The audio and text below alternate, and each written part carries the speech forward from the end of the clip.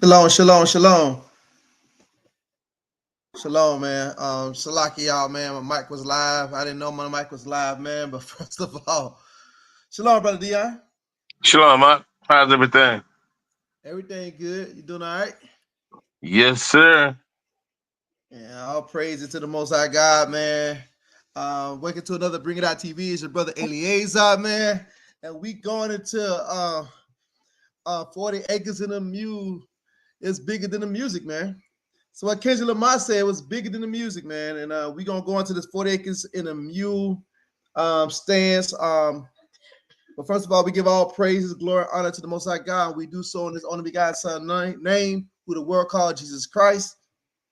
Hey, man, welcome, welcome, welcome, man. How you been, brother Dion? How everything been? Everything copacetic, man. Just taking it one day at a time. Uh, Yeah, come. man. Good to be back online, though. I tell you that. Oh, good to be back online. Hey, man, did I have it for 8:30 or 7:30? I thought I had it for 7:30. I did have it for 7:30. I thought I did. Yeah. So yeah, my wife thought it was 8:30, but yes, it was 7:30. So, brother Dion, what did you think about Kendrick Lamar performance at the half? Man, I know it's been a couple of weeks now, but we haven't talked since then. What do you thought about his performance at the Super Bowl, bro? I mean, I thought it was unique. I thought he said some things that needed to be said subliminally, and I think he used his platform. Other than you know, exalting the name of the Lord, I think he used it in a decent manner. It was tasteful. It wasn't like raunchy, So overall, like I don't know all the little messages he sent, but the basic message of we don't live in the same United States. That's why he had the flag split. I got that part loud and clear, and he's very right. This place never they didn't mean for us to be here this long. I know they wish they could Yeah. send us back somewhere too, but it ain't gonna happen. Yeah, cause I'm gonna send a couple of shout outs. Shalom, on my wife, Latasha, shalom, sis, and shalom, brother Phineas, Yasharala, and shalom, Shalisha, shalom, sister Shalisha, man, shalom, family. So we're gonna go a little bit into 40 acres in a mule, man. Are you familiar with the terms 40 acres in a mule, where it came from? Oh yeah, that was promised to the slaves after the Emancipation Proclamation. Um, but like all other things, they fell through. So, but yeah, it was a. I don't know if they wrote it in or was it just. Excuse me. I don't know if it was written down as some kind of you know. Uh, was it in the Declaration of Proclamation, or was it just something that they told the people? But either way, they reneged on it, and they ended up giving it away to their folks. So it was like a slap in the face, a kick in the jaw with a pair of boots on. Well, we're gonna get into it, man, because I know that we done heard these terms 40 acres in a mule. And so we're gonna get into it. We're gonna go into the backdrop of 40 acres in a mule. We're gonna go to the actual legislation of what it actually was supposed to be, and then we're gonna go into this text. Should we be looking for 40 acres in a mule as Israelites? Are we looking for something for this country to do? They owe us? Do they owe us something? Do we are we looking for something greater from the Most High? Right, and we're gonna get into it, man. I'm gonna share my screen. What do y'all think, man? If y'all think that we deserve 40 acres of the mule, put one in the chat. But if you think that nah, man, I'm gonna wait on the Most High before I get my righteousness, put two in the chat. Or if you say, hey, I want to wait on the Most High, and I want my 40 acres of the mule, put three in the chat. You know what I mean? What you think, man? Are you waiting on the Most High, are you gonna wait on the Most High and receive your 40 acres and a mule, man? I don't know, man. Let me know what y'all think. What do you think, brother Dion? Are you 1, 2, or 3, brother? I mean, you know, I know they ain't finna give folks that money. You know, even though they're giving it to China, I mean to Japan and to Israel. You know, but I think it would if they gave it to us right now.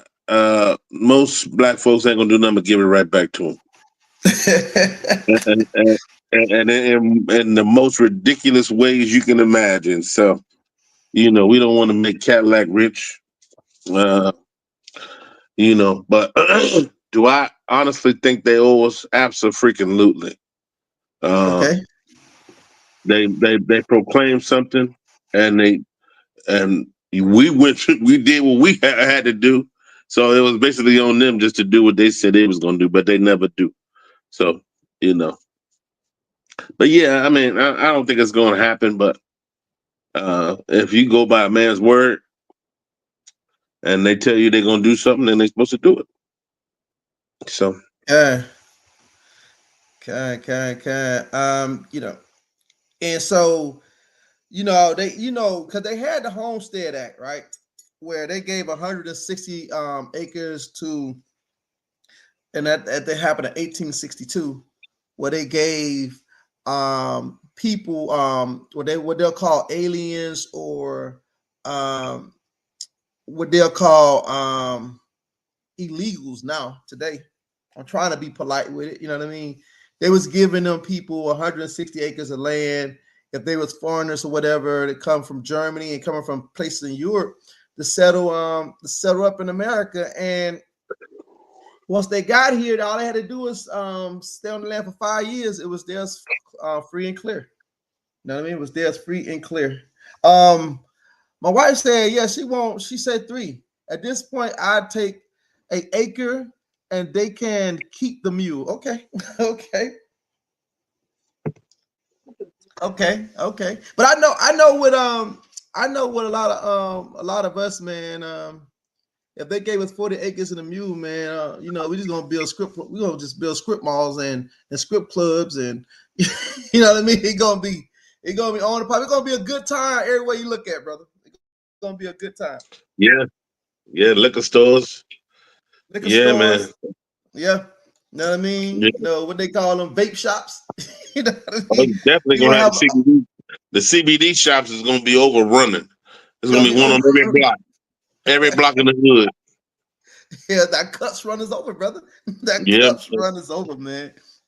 all So kind we of gonna bad music. I'm sorry. Go ahead, Shalaki. no. Go ahead, bro. Talk. I was Do your just thing. saying, all kind of bad music being produced. You know, they can pay for plenty of studio time then. But yeah, man, you. Yeah, can and like you said, man, all we gonna do is give it right back, man. And we talk about this at nauseum, man. Do we think that it's gonna be um a restoration for Israel before Christ? Do we think it's gonna be a coming together moment with the so-called blacks and Hispanic people in this country, man? Do you think we are gonna be able to come together, see eye to eye before Christ come back? I think it's detrimental. Us, he ain't gonna come. Okay. We got the crowd. We got a crowd as a nation. Um, that's the only time he really hears us. So I think I think it's a necessity. I believe it ain't gonna happen until that happens. So that's my opinion, though. And we have to and we got to muster the little bit of strength left in us to be an example of what it looked like to come together, man. I think it's gonna happen according to the text. Do I see it? No, but I have faith in the Most High. I think He gonna put the Spirit in us to make it happen. So the class is 40 acres and a mule, right? And so we're gonna get into this brief lesson. I got about 11 slides, so bear with me, bear with us. We're gonna go into the 40 acres of the mule, what it was about. Then we're gonna go into what the Most High promised Israel. Did He promise us 40 acres of the mule, or did He promise us a little more than that, or a little less? All right, so let's I'm go to slide 1. Can you see that, Brother Dion? I can see it. Can I read it? Yeah, I can see that. I'll make it a little more closer. Let me see. Yeah, I made it a little bit bigger. Got it bigger? Okay. So let's say when was the promise made? Okay, say a promise made during the resurrection, Reconstruction era after the Civil War, often mistakenly attribute directly to Abraham Lincoln. You can take it from there, brother. What was the promise of 40 acres and a mule? In 1865, Union General William T. Sherman issued Special Field Order number 15, which set aside land along the southern coastline, South Carolina, Georgia, and Florida, for free black families to settle. Each family was to receive 40 acres and a mule. Would you like more details on this topic? Okay. And in some cases, Shalaki. Go ahead. And in some cases, surplus mules from the Union Army were also provided. This policy aimed to give formerly enslaved people economic independence. Yeah, so in 1865, William T. Sherman was a general, right? And he had came up with it. It was right after the Homestead Act, right? That Homestead Act happened in 1862. So in 1865, he took the same premise that they had just did a couple of years earlier to the Europeans that came into this company from Germany and parts of Europe. And they settled and they gave them 160 acres. So he took the same premise and he was trying to give it to the newly freed slaves, right? So you can read did Lincoln promise this? Did Abraham Lincoln promise this? Abraham Lincoln himself did not make this promise. He was assassinated in April 1865, shortly after the Civil War ended. After his death, President Andrew Johnson reversed the order, returning much of the land to former Confederate owners, effectively ending the program. See that he ended, right? So Lincoln didn't start this program. It was actually started by William T. Sherman, right? But soon as Lincoln was dead, Lincoln was on board with it though. He was on board with it. He was going to implement that, right? But as soon as he got assassinated, President Andrew Johnson reversed it, right? He was the vice president at the time, and he was from Tennessee, right? So he was from the South, right? So he was one of those good old boys anyway, right? So let's go to the next slide. All right, can you see that, brother? Okay. It says the promise of 40 acres and a mule. The phrase 40 acres and a mule refers to a post-Civil War policy intended to provide land and resources to formerly enslaved African Americans. It symbolized a promise of economic independence that was ultimately never fully realized. All right, go ahead. Origin of the promise. Special Field Order number 15 issued on January 16, 1865. During the final months of the Civil War, Union General William T. Sherman issued Special Field Order number 15, which confiscated 400,000 acres of land along the coast of South Carolina, Georgia, and Florida from Confederate landowners. See that, Shalakia? So let's say he compensated 400,000 acres of land along the coast of South Carolina, Georgia, and Florida, man. That's where we at now. That's right where we at now, man. And so 400,000 acres was confiscated. Go ahead. Divided the land into 40-acre plots for freed black families. Allowed the newly freed blacks, allowed the newly freed people to settle and farm on this land. Provide surplus mules from the Union Army, in some cases leading to the phrase 40 acres and a mule. Yeah, because the mule was the one that led the plowing, right? So that's where the mule come from. Go ahead. The order was not. Order. No. Go ahead. Okay. The order was not a national policy, but rather a temporary military decision made by Sherman to address the immediate needs of newly freed African Americans in the South. Sherman's meeting with black leaders. Before issuing the order, Sherman met with 20 black ministers and community leaders in Savannah, Georgia. When asked what they wanted, they expressed their desire for land to build self-sufficient lives. This meeting helped shape the policy. So imagine if we would have stayed on that line of thinking and had the 40 acres and was able to build from that point going forward, right? Imagine what kind of schools we could have been. Imagine what we could have had. We could have had our own stuff, right? That was Sherman. Sherman was trying to look at this wasn't a federal mandate, right? This was something that he was implementing. I just show you the power of the army at that time. He didn't get no go ahead or green light from the president of the United States. This is something that he was a general. He was implementing this to certain parts of the South, right? So let's go to the next slide. Go ahead. Number 2, implementation and short-lived success. The land was redistributed primarily to newly freed black families, and thousands of freedmen began settling the land under the protection of the Union Army. By the summer of 1865, around 40,000 freed black people were working on roughly 400,000 acres of redistributed land.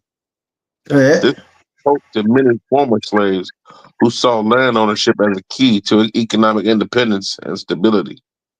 And see, that's what we was looking for, right? We was looking for independence and stability, right? And so, but so you see that the land was distributed to black families. See, I bet you a lot of us didn't know that. We thought that we never received the land, but some of them did receive the land. All right, let's keep reading. Number 3, broken promise. The land is taken back. After Abraham Lincoln was assassinated in April 1865, his successor, President Andrew Johnson, overturned Sherman's order. Johnson pardoned ex-Confederates and returned the land to its former owners, displacing thousands of free black families. Freedmen were forced to sign exploitative labor contracts with white landowners, leading to sharecropping, which kept many in a cycle of poverty. The Freedmen's Bureau was established to assist formerly enslaved people, but it lacked the power to enforce land redistribution. So here it is that here go the President Lincoln get assassinated. The newly elected President Andrew Johnson, he overturned it. He overturned what Sherman had did his order, right? And so what he did was not only did he gave the land back to former slave owners, but he pardoned them, meaning for any crime against humanity, they was forgiven. Right? It was forgiven. All is well, right? Like I said, President Andrew Johnson was from Tennessee, so he was from the South. Right? He had a slavery mentality. That's where he was from, right? Let's keep going. Go ahead. Number 4, the legacy of 40 acres and a mule. Though the policy was reversed, 40 acres and a mule became a symbol of unfulfilled promises and racial injustice in the United States. Many freedmen and their descendants were left without resources, preventing them from building generational wealth. Modern impact. The failure to redistribute land contributed to the economic disparity between Black and white Americans. The phrase still represents the struggle for reparations and racial equality in discussions today. Discussions today. So when a lot of people say, well, you just gotta, black folks are lazy and we this and that. But do they got a gap? Do white people in this country? I know there's some white poor people in this country, but as a whole, right? When you look at Elon Musk, when you look at Bill Gates, Mark Zuckerberg, when you look at those people, they had when you look at their family was wealthy. They come from wealth. They come from money. So imagine if we could have been in that position. And look, I get it. I get it that we're in the land of our captivity, right? I understand we're slaves, but should we be expecting, right? Did our forefathers and foremothers build this country with their labor? All right. Did they build the railroad systems, right? The houses, the White House and the Capitol building. Was that not, George Washington House? Was that not built on the back of blacks, right? And so it says that verse modern impact, it say the failure to redistribution land. What is that? Contributed. Thank you, to the economic disparity. I gotta make my eyes a little big. I'm sorry, brother. I can't even see with my glasses on.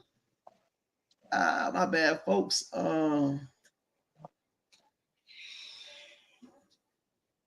That's the part. Let me make my eyes a little bigger, bro. I can't really see it. My bad. It says the failure to redistribute the land contributed to the economic disparity between blacks and white Americans. All right, thank you, brother. Thank you. You wipe these off for me? Thank you. So we see that it's a disparity between black and white Americans, right? And so when we say that, hey, we should be able to, get some get back or for lack of a better term, reparations. Should we be looking for that? All right, we're gonna get into what God promised, right? We're gonna get into what God have said that He gonna do for Israel. Thank you, baby. The water. So let's go to the next slide. Yeah, that's much better, much better. Let's go to the next slide. All right, go ahead. Conclusion. The promise of 40 acres and a mule was a significant step toward justice for newly freed African Americans, but its reversal reinforced racial inequality that lasted for generations. The unfulfilled promise remains an important historical reference in conversations and reparations and systemic inequality in the U.S. Would you like more information on land ownership among freedmen or modern day reparation efforts? Kind. That's it on that. So let's get and see what God said. It said Yah promised to Israel, right? What was God promised to Israel? But what do you know about, what are you expecting when Christ come back? We're gonna get into the whole breakdown of the promise God gave to Abraham. But far as your understanding, what do you think happened when Christ come back? What's your understanding when Christ come back? Well, I think he gonna kill the people, starting with us. He gonna set some things in order. He gonna other nations. He gonna take over the other nations, and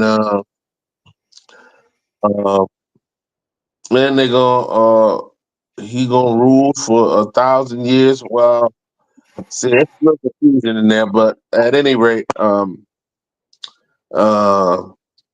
after that, then he'll set us in our land, or it might be before that. So that's where the little, in my experience or my learnings, I'm not sure if he's gonna put us in the land when he Isaiah 49. So yeah, that's where I'm still a little shaky during that 1,000-year reign, whether we in the land already or because we still have to put and build a kingdom.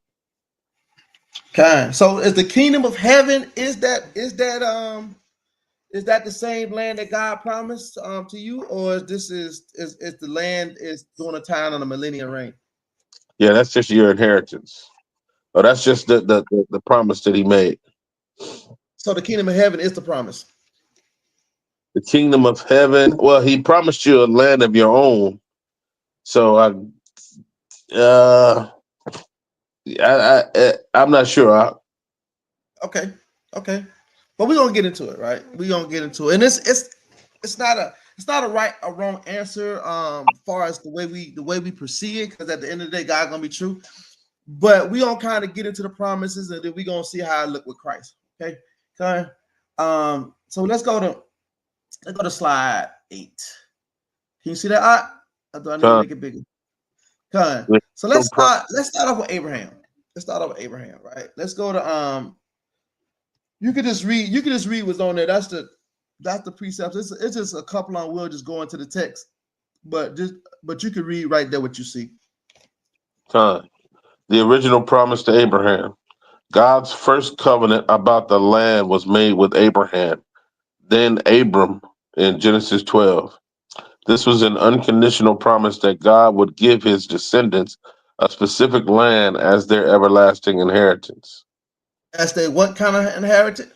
Everlasting inheritance. So we see God giving Abraham and a descendant everlasting inheritance, right? Let's go. That's Genesis 12. Let's go to Genesis 12, 1 through 3 and 7.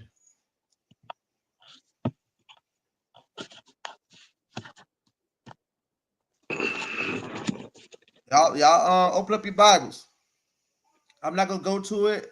We just gonna read it from the Bible. Genesis 12. Okay.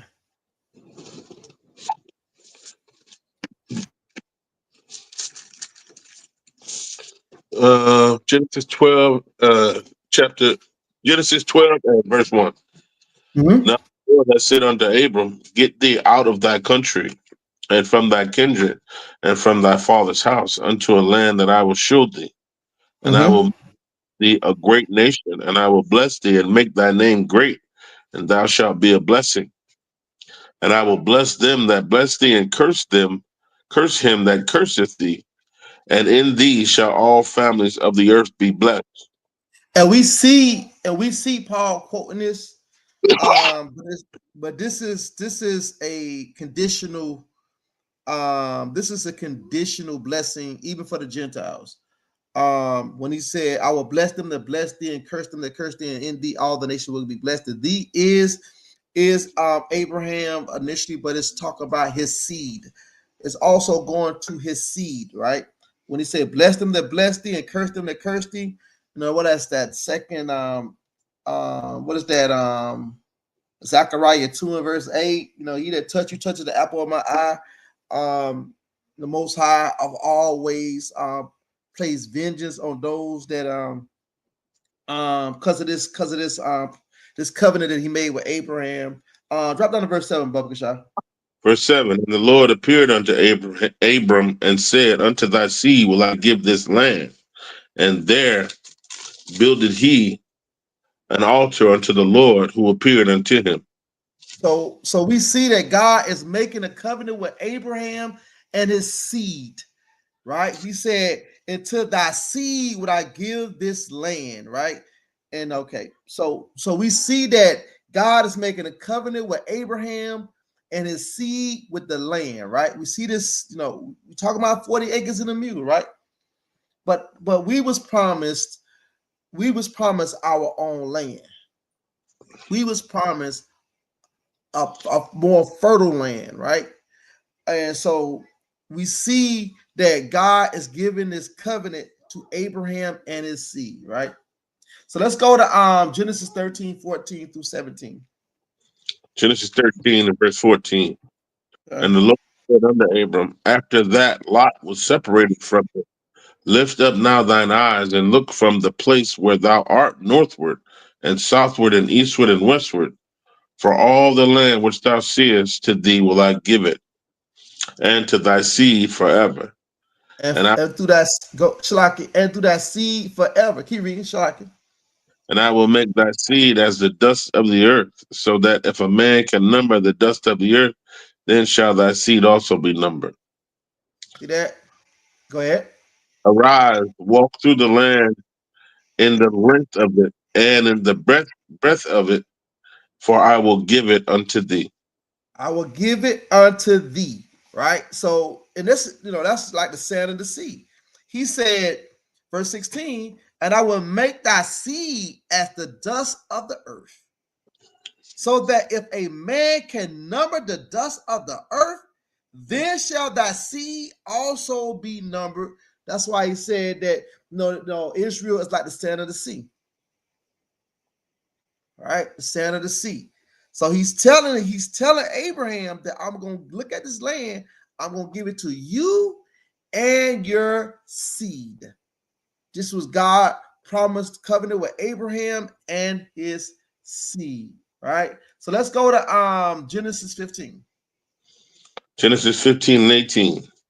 Right. And the same day the Lord made a covenant with Abram, saying, Unto thy seed have I given this land, from the river of Egypt unto the great river, the river Euphrates.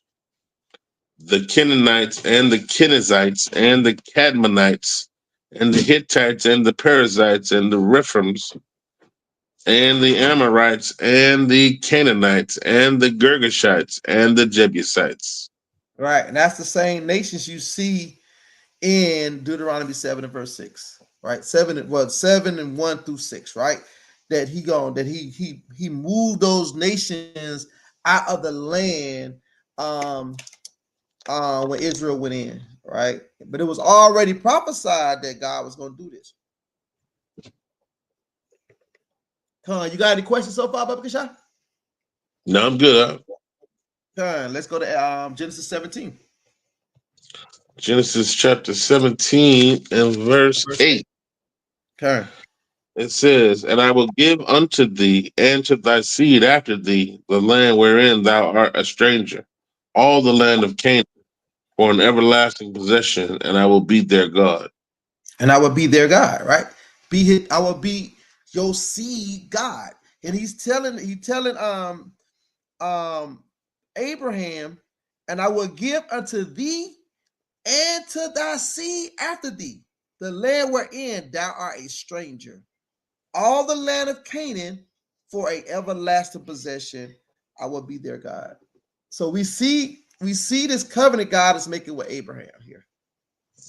Right? We see God is making an everlasting covenant with Abraham and the descendants of Abraham. Right? Let's go to the next slide. All right. So let's go to Genesis 26, 3 and 4, Baba. So here it is, the promise confirmed to Isaac and Jacob. So we're going through the timeline. We're going to where God made the covenant with Abraham, and we're going to the fulfilling of the covenant, right? Through Abraham, right? So this is what we're doing here. So this is the promise confirmed to Isaac and Jacob. Genesis 26, 3 and 4, Baba Kishah. This is Genesis chapter 26 and verse 3. Sojourn in this land, and I will be with thee, and will bless thee. For unto thee and unto thy seed I will give all these countries, and I will perform the oath which I swear unto Abraham thy father. Mm-hmm. And I will make thy seed to multiply as the stars of heaven, and will give unto thy seed all these countries, and in thy seed shall all the nations of the earth be blessed. Right. And so we see that covenant again through that seed, all the nations on the earth shall be blessed. Right. And so this is what it means that Israel, Yasharallah, gonna be a blessing to the nations. Right. And I know people are like, well, it don't matter if you're an Israelite, but do you notice everybody that God used in the text was Israel? Right? Yahweh, Christ, and somebody say Yeshua, or what Brother Peter say, Yehoshua, right? Whatever you call him, right? He was Israelite. Paul was an Israelite. Peter was an Israelite. The story goes on and on. The list goes on and on. Right? God used the nation of Israel to be a light into the world. Right? And through that seed, right, shall all nations of the earth be blessed. Let's go to Genesis 28 and 13 and 14, but 13 and 15, but 13 through 15, Baba Keshav. Go to YouTube. This is Genesis 28 and 13. And behold, the Lord stood above it and said, I am the Lord God of Abraham, thy father, and the God of Isaac. The land wherein thou liest, to thee will I give it, and to thy seed.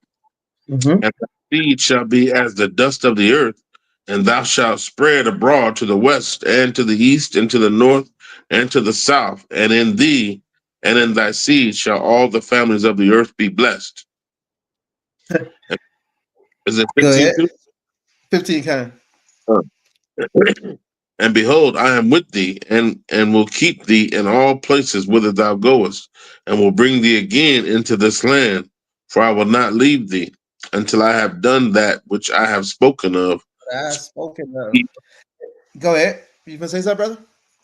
Now I just repeat. I just had to get that right. They said the things which I have spoken to thee of. Okay. And so we see that. How many times God said the same thing over and over and over? The consistency of the message that he's trying to relay here to Abraham, right? And it's consistent. The Most High is a consistent power, man. And he's saying it over and over and over and over and over. So if you, in case you didn't get it the first time, you might get it the second time, the third time, and the fourth time. But the Most High is consistent.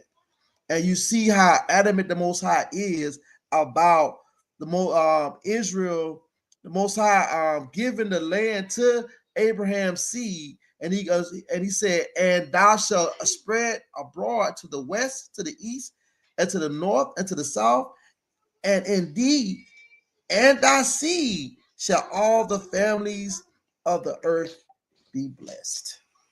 And so that we see that in the text that Israel is going to be a light to the nations. You know, I know sometimes, you know, especially you know, coming from camps that we can't see that now. But it's gonna come a time where the spirit gonna be on the brother. And I think the Most High raising up the spirits now to be that light, right? Going in. And I know some prophecy says what it says, right? But it's a bigger plan to the Most High, right? It's a bigger plan to the Most High. So we left off at Genesis 28, 13 through 15. Now we're going to Genesis 35 and 12. We're going through the timeline. We're going through the timeline and seeing how this thing is starting to shape itself out. All right, go ahead.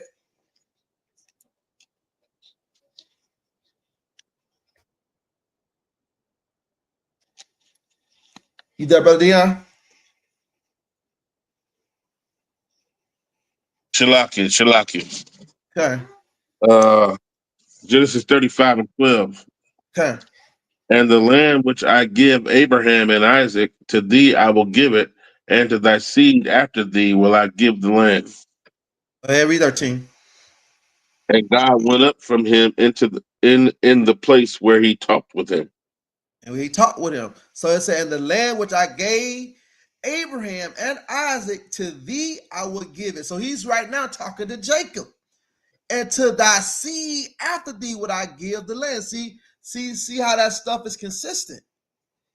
You know, and people, you know, a lot of times we say that a lot of stuff happened before Israel, but we see that the Most High plan was always to get a land of Israel.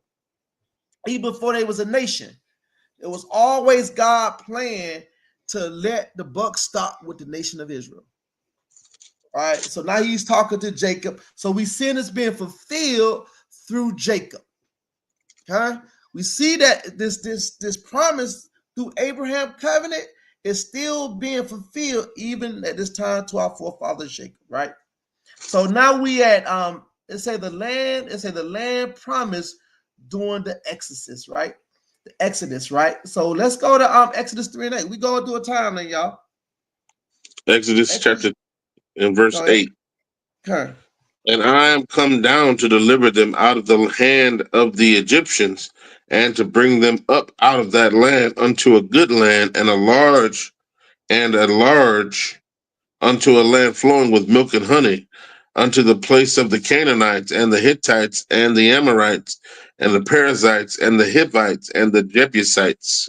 So we see in Egypt, God is telling Moses the same thing he had told Abraham. We see the consistency of the Most High God. This is consistent, right? And we gonna see throughout the text it's saying the same exact thing. So let's go to Exodus 6 and 8. Exodus 6 and 8. And I will bring you into And I will bring you in unto the land concerning the which I did swear to give it to Abraham, to Isaac, and to Jacob, and I will give it you for a heritage. I am the Lord. Verse 9. Verse 9. And Moses spake so unto the children of Israel, but they hearkened not unto Moses for anguish of spirit and for cruel bondage. For cruel bondage, right? So they hearken not. And you know, the sad thing about it is this is the state of mind Israel in is today. Like we still don't want to hearken to what the text says. And I know, coming into this truth, understanding who you are, that's not the gist of it, right? That's not the half of it. The most important part is first understanding what Christ did, and second, obedience, right? To be obedience to what the Most High said, right? And we have this hard time of being obedience. We still struggle with what right and wrong when it comes to the Most High, all right? So let's go to we left off in Exodus 6 and 8, right, brother Shaw? Con. Let's go to the next slide. We're almost done, y'all. Okay, the fulfillment under Joshua. So we gonna go to how we was in Moses, was going into the wilderness with the children of Israel coming out of Egypt. Now we going to Joshua fulfilling the promises of what God had told Abraham, right? And we gonna see that it was an ongoing fulfillment. It happened one time, but we're gonna see that this is supposed to happen again, right? So let's go to Joshua 1:3-6. It's the book of Joshua, chapter 1 and verse 3. It says, every place that the sole of your foot shall tread upon, that have I given unto you, as I said unto Moses, from the wilderness and this Lebanon, even unto the great river, the river Euphrates, all the land of the Hittites, and unto the great toward the going down of the sun shall be your coast.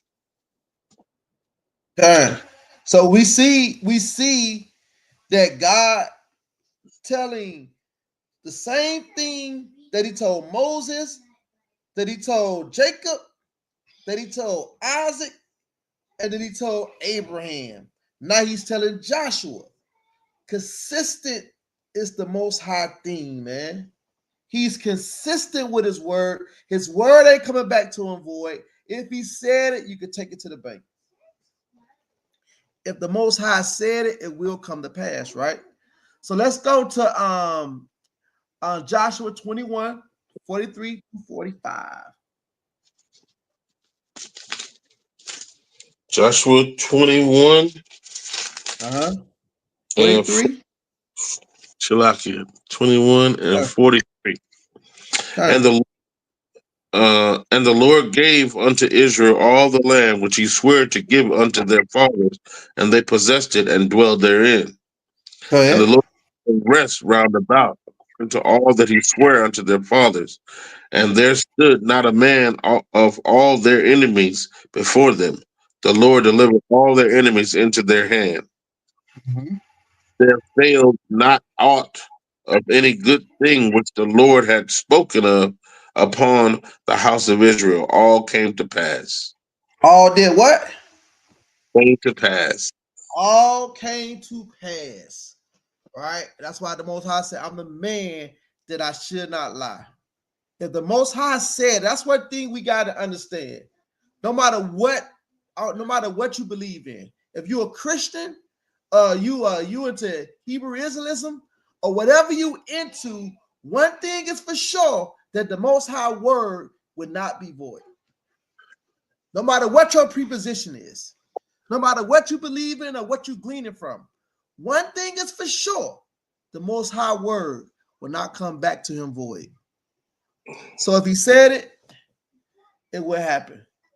So read the next line, Brother Kashaf. 45. There failed not. Shalaki, on the screen. Shalaki, on the screen. On the screen it says,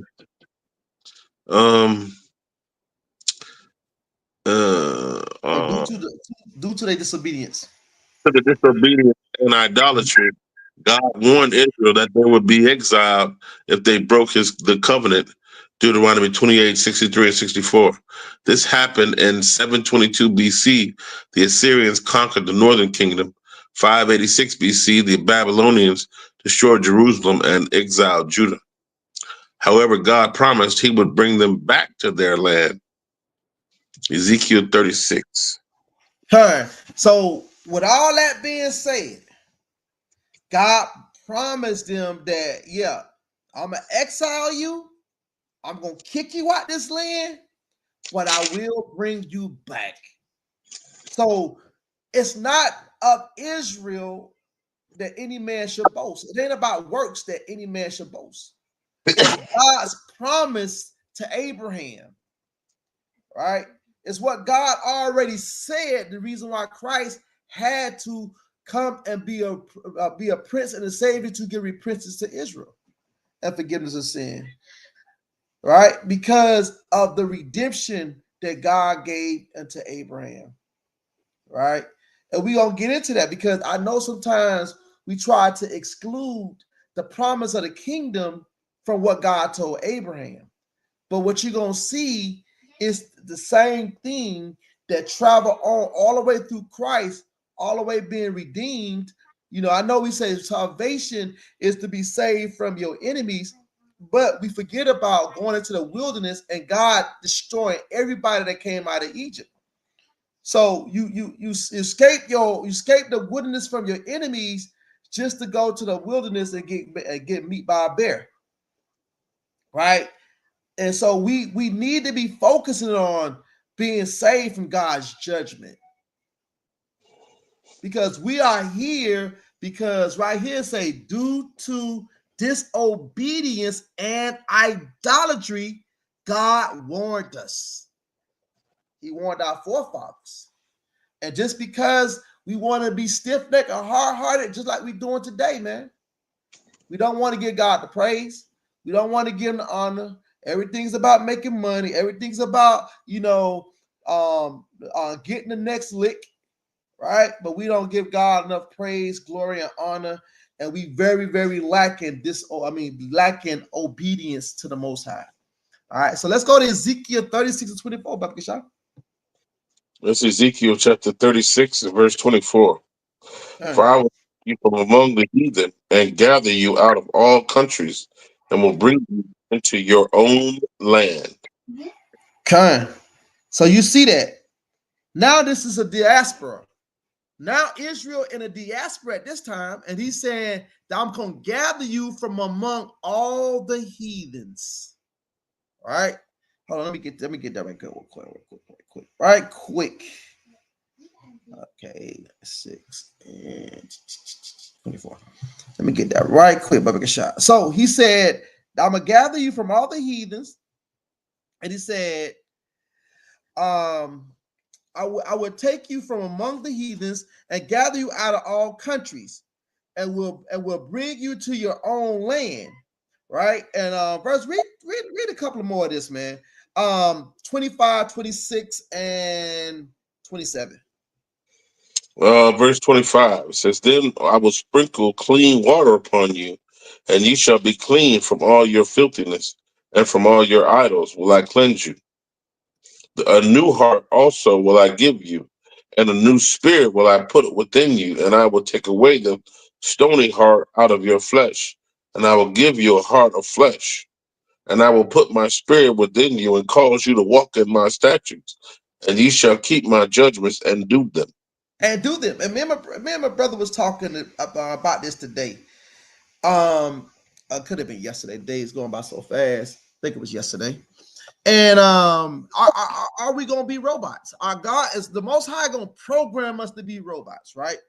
And so, like I say, this could just be poetic speech, right? It said, "Then will I sprinkle clean water upon you, and ye shall be cleansed." Clean, and you see that, you see that with the, with the healing, the all that the Messiah was doing, just speaking the word, and people was getting healed. So this could be that barbecue. What is that? Barbecue shake.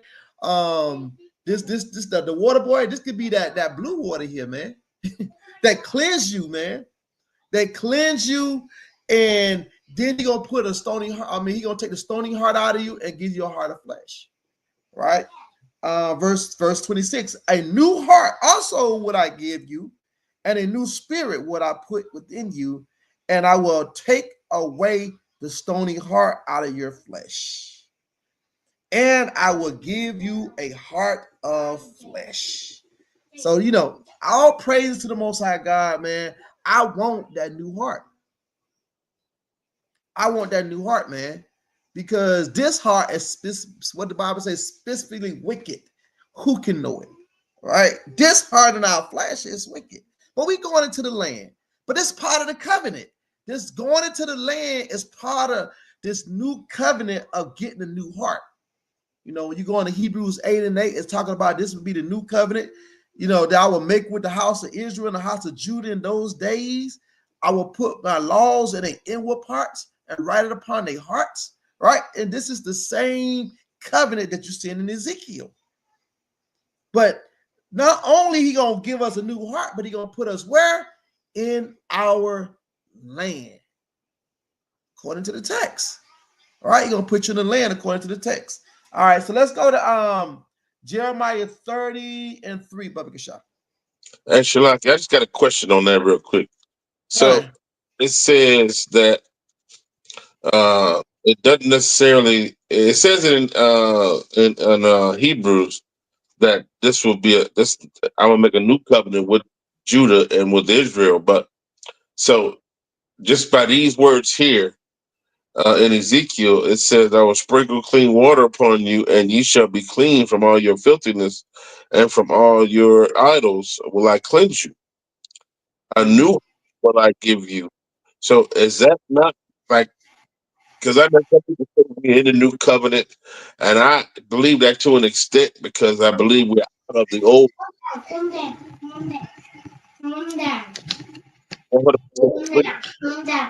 Bubba Kashah, you broke up a little bit, brother. Yeah, I'm not 100% clear on that. Like, if the new covenant starts when he puts them laws inside of us, or does it start when that old covenant, when Christ was crucified? Is that when the sacrificial law being done away with? Was that when the old covenant ended and this new covenant started, or are we still sort of in the old covenant? Yeah, for me, brother, I feel that we still in the old covenant, but I know other people take other positions.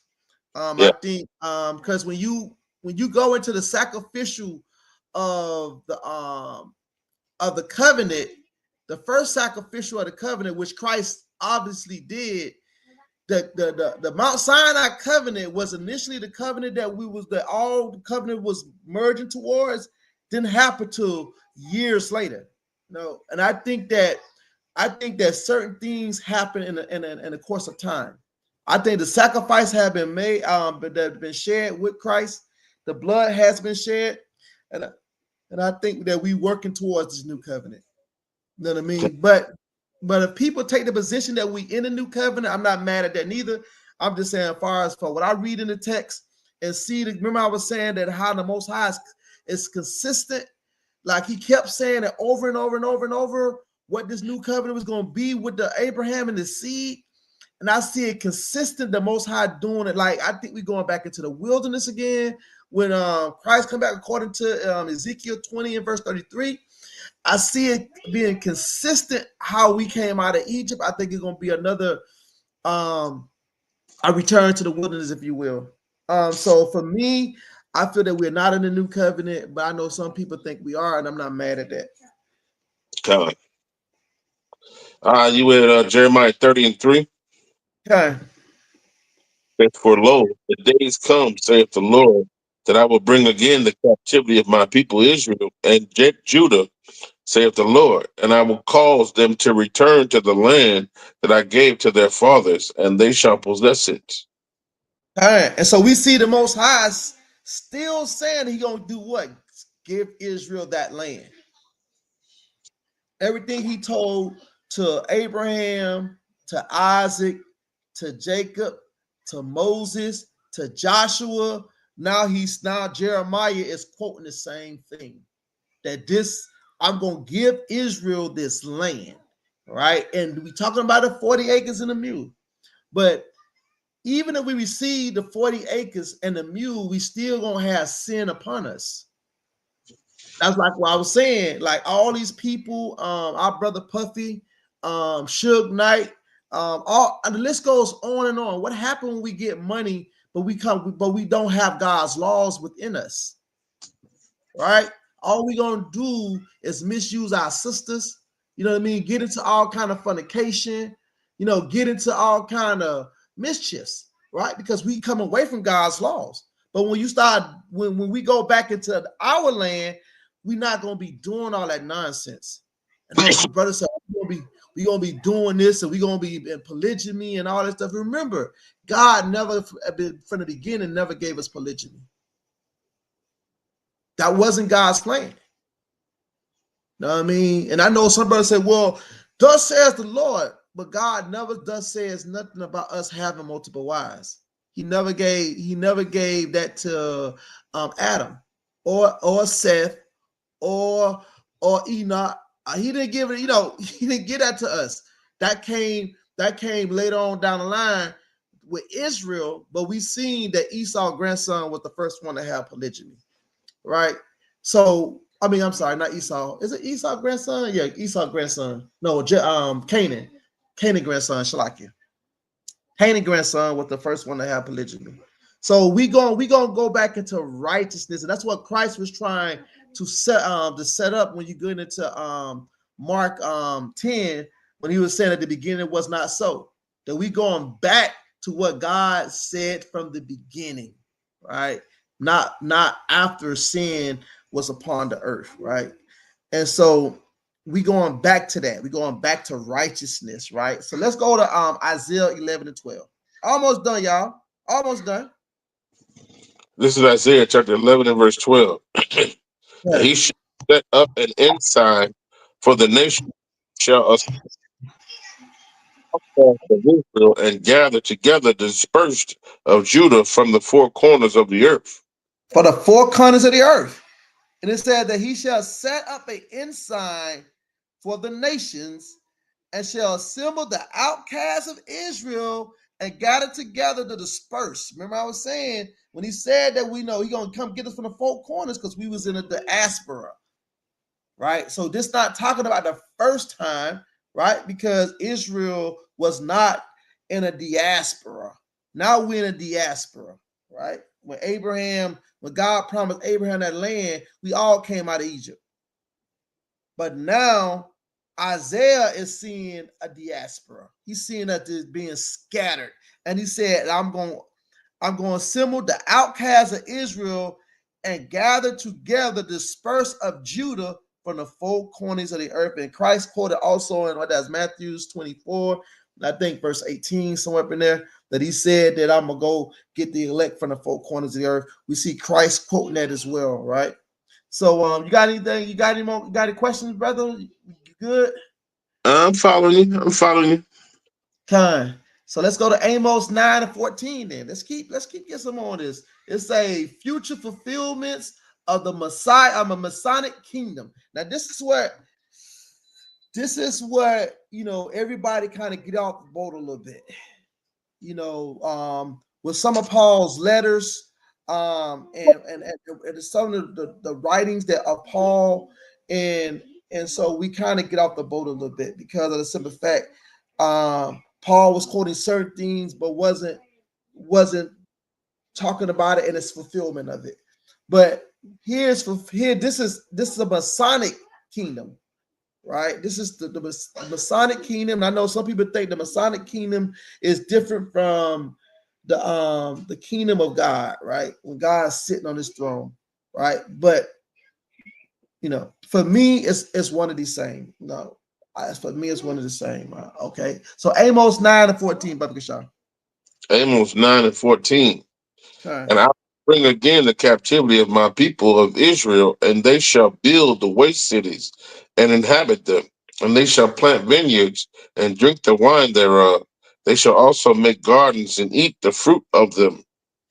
And I will plant them upon their land, and they shall no more be pulled up out of the land which I gave them, which I have given them, saith the Lord thy God. So this is a future prophecy. 15 said, I will plant them upon their land, and they shall no more be pulled up out of their land, which I have given them, says the Lord thy God. So this is a future prophecy, because the Most High said that he will no longer pull Israel out of that land. Right? I'm talking about this, and this is all 12 tribes here. This is not southern nor northern kingdom. This is a promise to the nation of Israel. Right? So let's go to Zechariah 8:7-8. This is Zechariah chapter 8 and verse 7. Okay. It says, Thus saith the Lord of hosts, Behold, I will save my people from the east country and from the west country, and I will bring them, and they shall dwell in the midst of Jerusalem, and they shall be my people, and I will be their God, in truth and in righteousness. Thus saith the Lord of hosts, Let your hands be strong, yet that hear in these days these words by my mouth of the prophets, which were in the day that the foundation of the house of the Lord of hosts was laid, that the temple might be built. That the temple might be built. And so here's another prophecy, verse 8. And I will bring them, and they shall dwell in the midst of Jerusalem, and they shall be my people, and I will be their God in truth and in righteousness. So we know that this has not happened yet. Right? We are not in the midst of Jerusalem, and ain't nobody on this earth serving God in truth and righteousness. Because we still got a stony heart. It's nobody serving the Most High God in truth and righteousness. Our pre-notions and prepositions gonna stop that from happening. Right? So let's go to Ezekiel 36:24, Baba Kashar. I think we already read that one out. Oh, we already read that one? Okay, brother. Read it again, ain't no pressure. We can just go to 37-21. This is Ezekiel 37 and verse 21. Okay. Say unto them, Thus saith the Lord God, Behold, I will take the children of Israel from among the heathen, whither they be gone, and will gather them on every side, and bring them into their own land. And I will make them one nation in the land upon the mountains of Israel, and one king shall be king to them all. And they shall be no more two nations, neither shall they be divided into two kingdoms anymore at all. And see, this is another prophecy that the Most High is promising to the children of Israel, and that's why Cornelius is a stumbling block, right? Because some people say Cornelius was a northern kingdom. He was northern kingdom. Why? Because of this precept right here. Because of what this says. And so a lot of people take Cornelius to be a Israelite. Some people take the position I'm as a Gentile. Me, myself, I'm in the middle, perhaps. And I understand why people say he a Gentile because of Acts 15. I get it. I get it. But you know, that's neither here nor there at this point. You know what I mean? because whatever the Most High gonna do, he gonna do, right? But let's go to the next. Let's go to the next slide. We're almost there. Almost there. Conclusion. Conclusion. All right. You can read the last slide for me, Baba Kasha. Con. The conclusion: God's promise to give Israel their land is one of the most significant biblical covenants, beginning with Abraham and continuing through history. Through exile and disobedience led to temporary loss of the land. God repeatedly reaffirmed his promise to restore Israel. This covenant is seen as a key part of biblical prophecy, and many believe it is still being fulfilled today. And many believe that it is still being fulfilled today. And let's get put our precept in Isaiah 55 and verse 8, Baba Kasha, and I'm gonna yield with that, but the Isaiah 55 and verse 8, Baba Kasha. Isaiah 55 and verse 8. Okay. For my thoughts are not your thoughts, neither are your ways my ways, saith the Lord. Say Isaiah 55 and 8, right? That's it. Yeah, keep reading. For as the heavens are higher than the earth, so are my ways higher than your ways, and my thoughts than your thoughts. And that's what we just gotta understand, man. This is the Most High. This is his movie, right? And no matter what nobody think, what the Most High say gonna goes. Whatever he feel, it will happen. And so, only thing we doing is going through the text and trying to navigate through the text, right? So, with that, I yield, brother Dion. Do you have any questions or any thoughts about some of the things we read thus far? No, but I would like to get some more clarification, some more understanding on are we in the new covenant? Because I have heard the debates, that we are in the new covenant. I've seen Phineas's video, but when I read some of these scripts, it's like, where was the cutoff? I guess I just need some understanding on that part. Kind, man. I put a little lesson together, man. I open up the flow, man, and we can talk about it. You know what I mean? Because like I say, for me, it's just, I'll be hard pressed to say that we're in a new covenant because certain things. Let me show you something right quick. Let me show you something right quick. Let's go to Jeremiah. Let me get it real quick. Let's go to Jeremiah. I'm gonna see what you think about this. Jeremiah, is it Shalakia? Is it 30? It might be 30 or 33. Hold on, let me get it real quick, let me shot.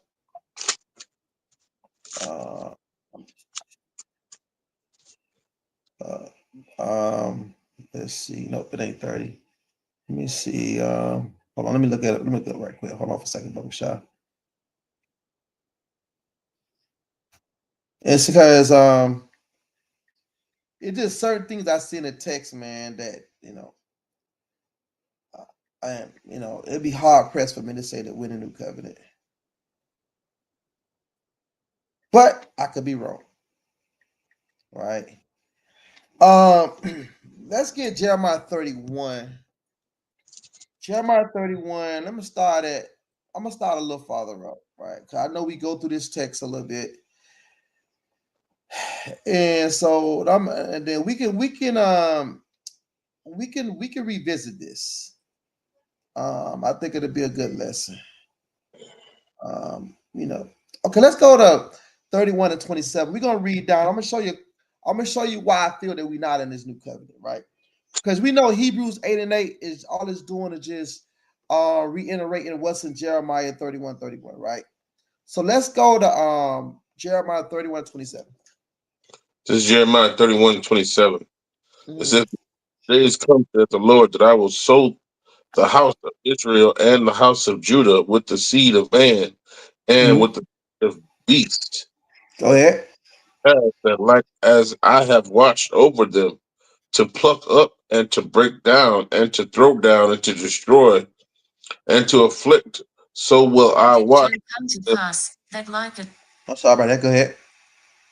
So will I watch over them to build and to plant, saith the Lord.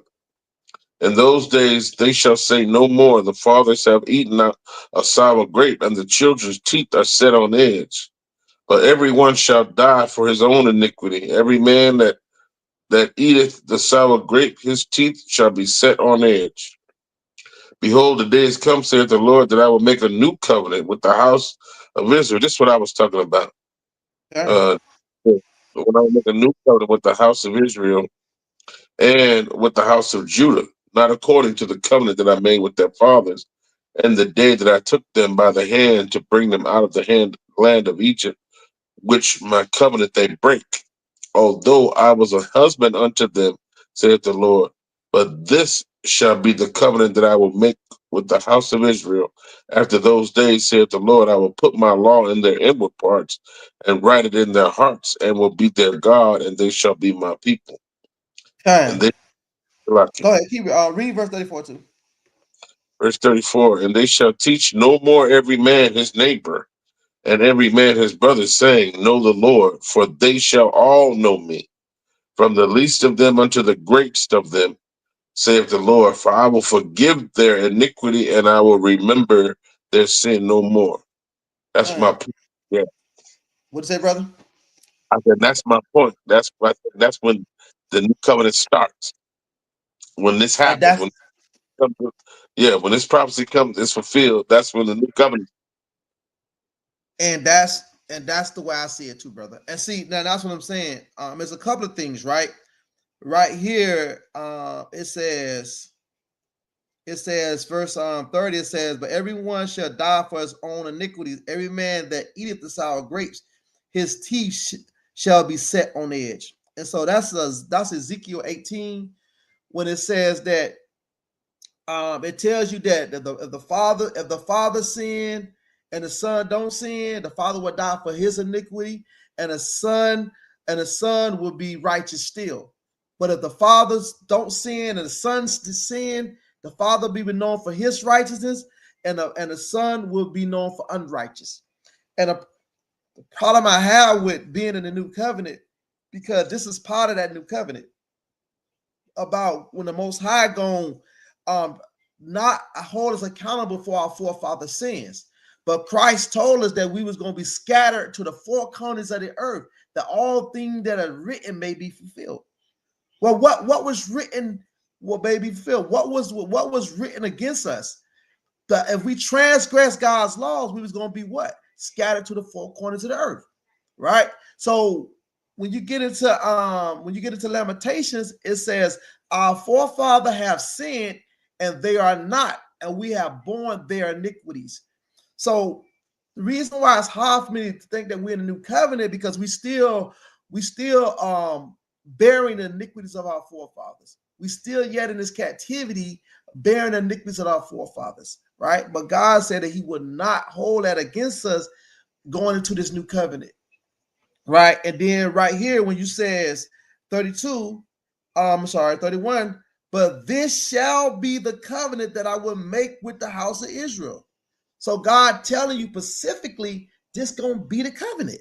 This shall be the covenant, right? It says, I will put my law in their inward parts and write it in their hearts, and I will be their God, and they shall be my people. And so no man shall teach. So for me, it's kind of difficult to say that we're in the new covenant when we still bearing iniquities of our forefathers and the laws are not yet written in our hearts. I believe the middle water petition been broken with the blood of Christ. And so it's a period of people accepting it and not accepting it, right? Like when we was in Egypt the first time, when the ones came out of Egypt, they died in the wilderness, and then after they died in the wilderness, then we went into the new covenant, right? We went into the covenant not in the wilderness, but once we went into the land. So for me, I just feel that we're not in the new covenant, but we can open up a discussion. We can have this conversation.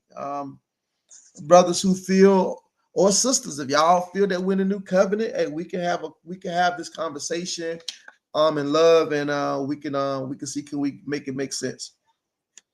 And I remember I think that I don't know if it was Phineas or was it Chiba? We had a class on the different covenants. Like it was more than just two covenants.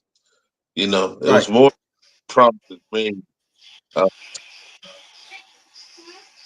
you, but I just don't think we in the covenant we just spoke of. So not you. right, right. And the covenants, even when you look at Noah covenant, when you look at these covenants, they was almost interchangeable. Because, and I know sometimes people have a hard time understanding the sons of God, but when God made that covenant with Shem, right? When he said, no, blessed be the God of Shem, and he just followed the lineage of Shem, right? No, Abraham, Eber, all of them came for that Shem lineage, right? And so that covenant it's the same covenant, it was just made with different people.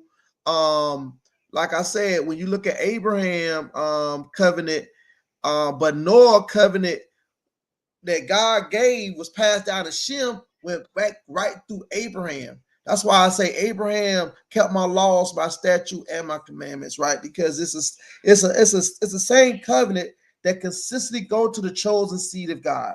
Whoever God chose to be his chosen people, it's a consistent covenant, even though he made it with different people. Like with Abraham, Isaac, then Jacob, and then Jacob's seed. It's a consistent covenant. You see it being passed down through generations, and I think that's the same thing happening with Noah and Shem and so forth. I think it's the same covenant just made with different people. Like I go ahead. I said I get it. I get it. Turn. With all praises, man, I'm gonna try to put something together for tomorrow on Maccabee's channel. We got to get that channel back up and running. We're gonna start most high willing. I'm gonna talk to the brothers, man, see what we start to make a preparation again, back out there teaching again. But yeah, man, if you have not did so yet, man, like and subscribe to the channel, man. Get some thumbs up, man. Put it in the comments. Like, we don't claim to have all the 100% truth, right? We all are trying to navigate through the murky waters, right? It's a lot of loud voices out here, and we just trying to make sense in a nonsensical world, right? So if it's nothing else, man, I hope y'all glean something for this night, man. Brother Dion, man, it was a blessing, man. I miss y'all brothers, man, more than y'all know, man. Being out there teaching with y'all brothers, man. But hopefully, man, like we say, man, we keep on praying for each other, man. We're gonna get back out here and start teaching. We got the Passover coming over. Be looking for something this week on the Passover. And yeah, I get with the brothers, man, and we get back out there. We'll find a corner. We'll set up and start teaching, man. Because we all we got, man. You push me, I pull you, and vice versa. If it's nothing else, I bid you what to do and a shalom. Shalom.